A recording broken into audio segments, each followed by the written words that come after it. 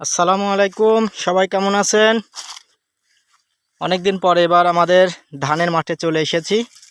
আমরা এখানে এবার চৈতি ধানের আবাদ করতেছি। এই যে দেখেন কত সুন্দর ধান হয়েছে আল্লাহর রহমতে। ছোটকালে দেখতাম আমার দাদারা এই ধানের আবাদ করত। মাঝখানে ধানের আবাদ উঠে গিয়েছিল এই মাঠ থেকে, আখের আবাদ করত। এই যে পাশে একটি জমিতে আখ আছে। তো এবার আমাদের উদ্যোগে আমরা স্কিম নিয়েছি।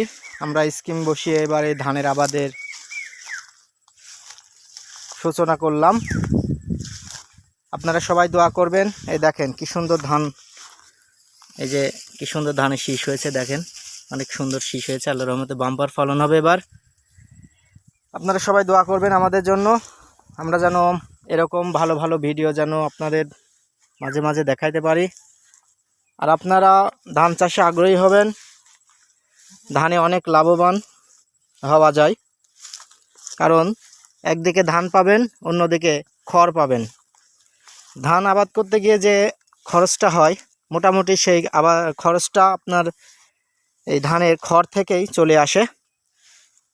সবাই ভালো থাকবেন আর আমাদের জন্য দোয়া করবেন। আল্লাহ হাফেজ।